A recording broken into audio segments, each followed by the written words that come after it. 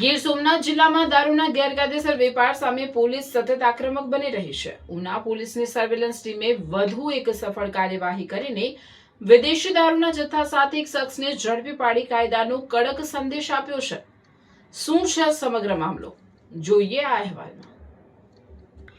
ઉના પોલીસને મળેલ ચોક્કસ બાતમીના આધારે દેલવાડા ગામના નળિયા માંડવી રોડ પર વાહન ચેકિંગ હાથ ધરવામાં આવ્યું હતું. દરમિયાન એક ટીવીએસ મોટરસાયકલની તપાસ કરતા શીટ નીચે અને બાચકામાંથી ભારતીય બનાવટનો વિદેશી દારૂનો મોટો જથ્થો મળી આવ્યો.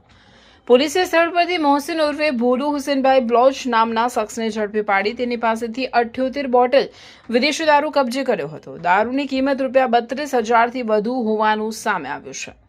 આ સાથે દારૂની હેરાફેરીમાં ઉપયોગમાં લેવાયેલી મોટરસાયકલ પણ જપ્ત કરવામાં આવી હતી. દારૂ અને વાહન મળી કુલ 1,12,000થી વધુનો મુદ્દામાલ પોલીસે કબજે કર્યો છે.